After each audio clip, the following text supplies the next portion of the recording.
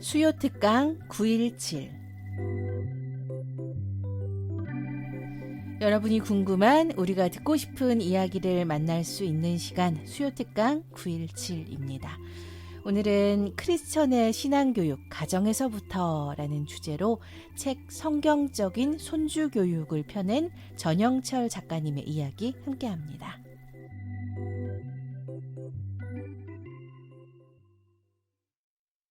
안녕하십니까, 전영철입니다. 이번 시간에는 성경적인 손주교육을 위한 첫 번째 방법을 함께 생각해 보겠습니다. 성공적인 손주 신앙교육을 위해서는 먼저 후손들을 위해 하나님께 기도하고 그들에게 축복하는 것이 필요합니다. 조부모와 부모들이 후손을 위해 기도하지 않으면 누가 여러분의 후손을 위해 기도하며 그들에게 축복해 주겠습니까? 사무엘상 12장 23절의 말씀에 보면 이렇게 나와 있습니다.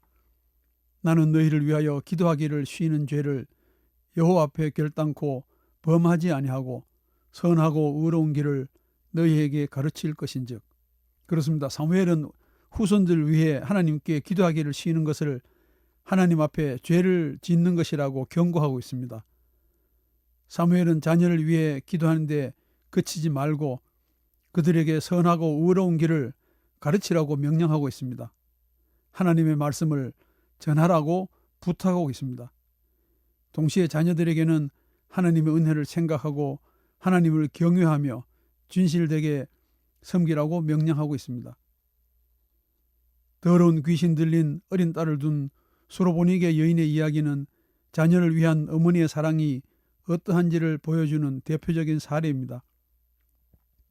수로보니게 여인이 예수님께 나와 자기 딸에게서 귀신을 쫓아내 주시기를 간구했을 때 예수님은 그 청을 들어주시지 않으셨습니다. 오히려 여인에게 모진 말로 여인의 믿음을 시험하신 것입니다. 그러나 귀신 들린 자녀를 둔 수로보니게 여인은 자신의 명예와 자존심을 모두 버리고 예수님께 간곡하게 고쳐주시기를 부탁드렸습니다. 부모의 자녀 사랑은 세상 그 무엇과도 비교하거나 바꿀 수 없습니다. 수로보니게 여인의 간절한 기도는 예수님의 마음을 움직여서 자기 딸이 깨끗함을 얻었습니다.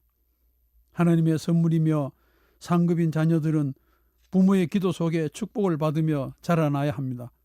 자녀들이 하나님께서 베푸신 은혜를 기억하고 그를 경외하며 섬기도록 늘 기도에 힘써야 합니다.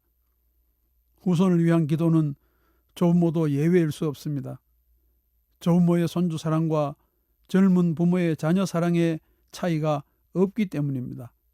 그런 의미에서 새벽 예배는 자녀를 위해 기도하기 좋은 시간입니다.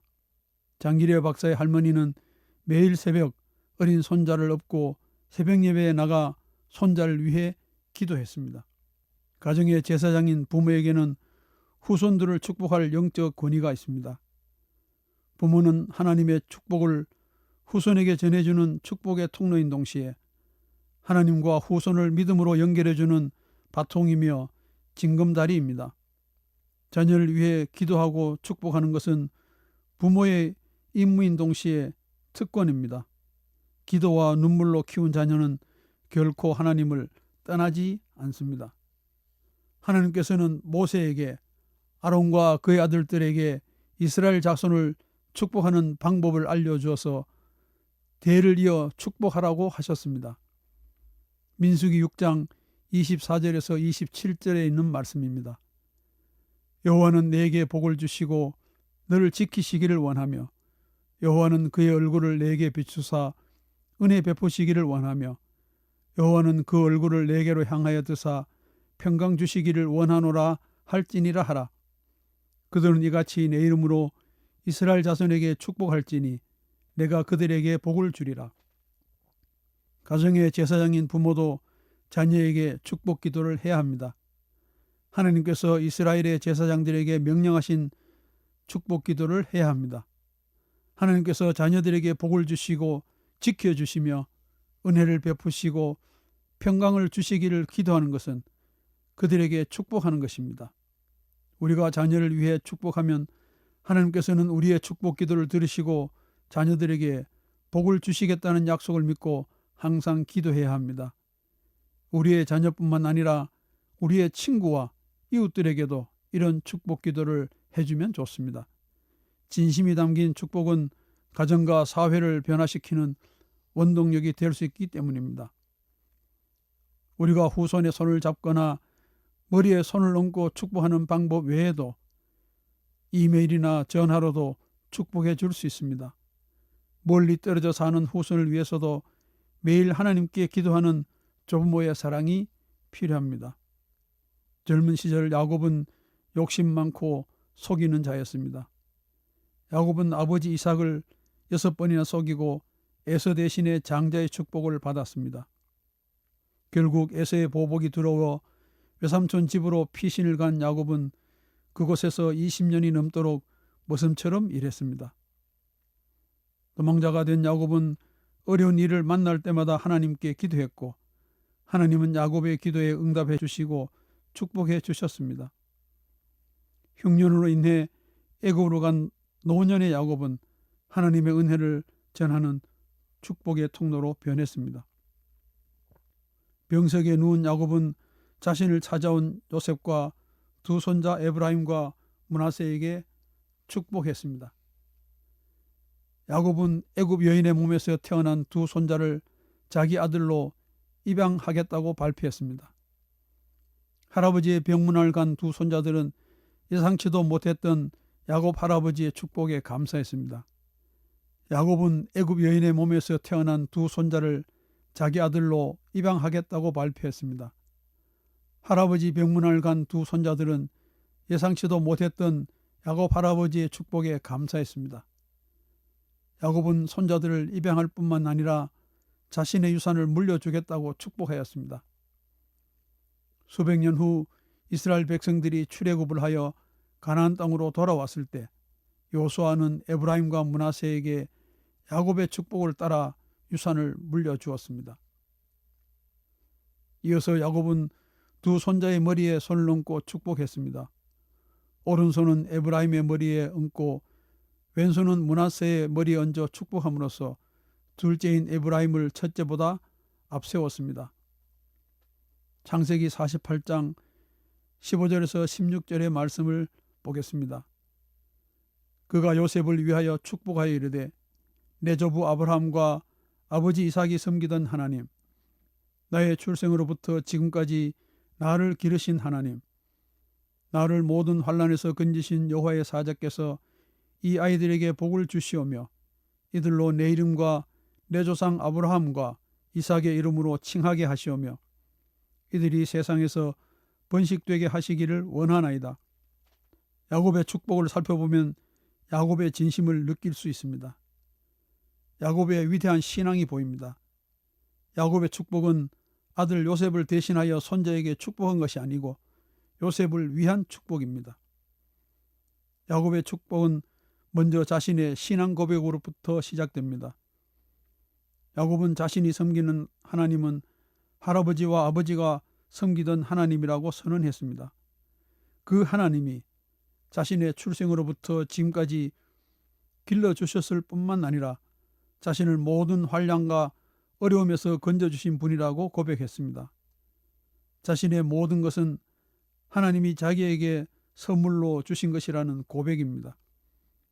자신이 살아온 험한 세월을 함께 하셨던 하나님께서 에브라임과 므낫세와도 함께 하시기를 원하는 마음이었습니다. 야곱의 신앙 고백은 두 손자도 자기처럼 조상들이 섬기는 하나님을 섬기라는 축복입니다.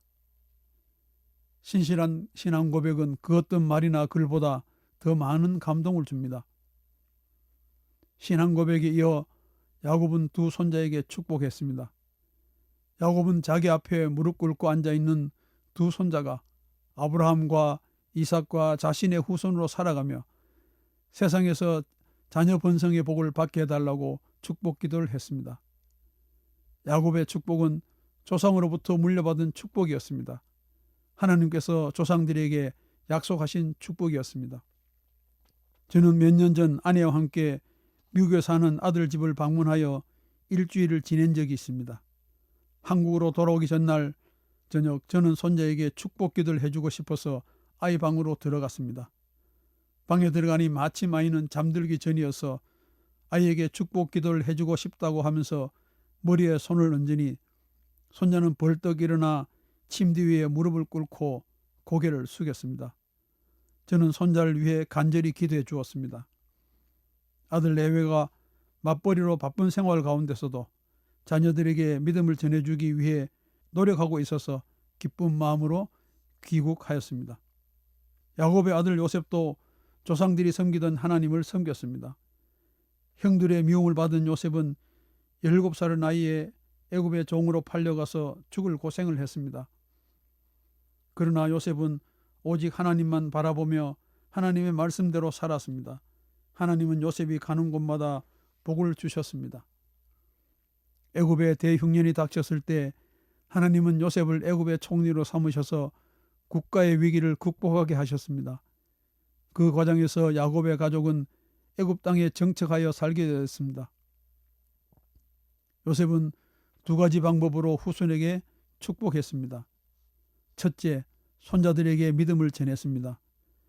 요셉은 100세에 죽을 때까지 두 아들 에브라임과 므낫세의 자녀들을 양육하면서 가문 대대로 내려오는 하나님의 언약과 축복을 전했습니다. 요셉의 손주 양육은 성경에 처음으로 등장하는 조부모의 손주 육아입니다. 이 장면은 성경적인 손주 신앙 교육의 시초이기도 합니다. 애굽의 총리를 지낸 요셉이 어린 손자들을 앉혀놓고 무엇을 가르쳤을까요? 한번 생각해 봅시다.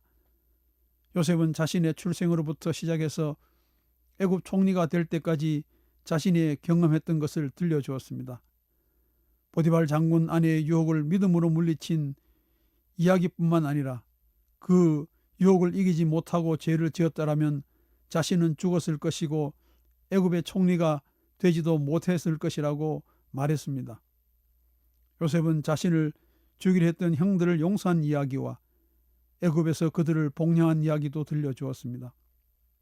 그는 자신의 삶 속에서 하나님을 섬기며 하나님의 말씀에 순종하는 것이 가장 중요하다고 가르쳤습니다. 애굽의 총리를 지낸 요셉이 손주들을 앉혀놓고 신앙교육을 했다는 것은 우리에게 많은 것을 가르쳐주고 있습니다. 손주를 신앙적으로 양육하는 데는 그 사람의 직위나 나이, 남녀의 구별이 없습니다. 둘째, 요셉은 유언을 통해 후손들에게 축복했습니다. 요셉의 유언은 그의 보살핌 속에 평화롭고 부족함 없이 살아가던 야곱의 후손들에게는 큰 충격이었습니다. 요셉은 불안에 떠는 그들에게 자신이 죽은 후에도 하나님께서 그들을 돌보시고 보호하실 것이라고 안심시켰습니다. 요셉은 하나님께서 아브라함과 이삭과 야곱에게 약속하신 대로 그들을 가나안 땅으로 인도하여 주실 것이라고 축복하였습니다. 아브라함과 그의 후손들은 눈에 보이지 않고 손에 잡히지 않는 하나님의 언약을 믿었습니다. 아브라함은 이삭에게, 이삭은 야곱에게, 야곱은 요셉에게, 요셉은 후손들에게 축복했으며 자기들이 물려받은 하나님의 약속의 말씀을 전했습니다. 오늘은 손주를 성경적으로 잘 양육하기 위해서는 후손들을 위해 기도하고 그들에게 축복해야 한다는 것을 생각해 보았습니다. 첫째, 자녀를 위해 기도해야 합니다. 자녀를 위해 기도하지 않는 것은 죄라고 사무엘 선지자는 말했습니다. 둘째, 자녀에게 축복하라. 하나님께서 모세에게 아론과 그의 아들들에게 이스라엘 백성을 축복하는 법을 가르쳐 주셨던 것처럼 우리도 후손들에게 축복해 주는 조부모가 되어야 합니다. 셋째, 야곱처럼 축복하라. 야곱은 요셉과 그의 두 아들에게 축복했습니다. 자신의 12아들에게도 축복해 주었습니다. 속이는 자였던 야곱이 하나님의 축복을 자녀들에게 전해주는 축복의 통로로 변했을 때 야곱은 후손들에게 진심으로 축복해 주었습니다. 넷째, 요셉처럼 축복하라. 애굽의 총리를 지냈던 요셉은 퇴임 후 에브라임과 므낫세의 후손들을 양육했습니다. 애굽의 제2의 권력자였던 요셉은 손주 육아에 이어 이혼을 통해 후손들을 축복했습니다. 다음 시간에는 자녀들이 어릴 때부터 마땅히 행할 길을 가르치라는 제목으로 생각해 보겠습니다. 감사합니다.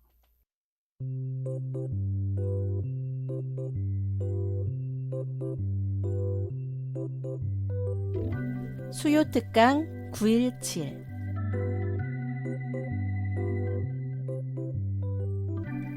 오늘은 크리스천의 신앙교육 가정에서부터라는 주제로 책 성경적인 손주 교육을 펴낸 전영철 작가님의 이야기 함께 했습니다. 특강 내용 다시 듣기 원하시는 분들은 유튜브 오후에 만나 채널을 방문해 주시기 바랍니다.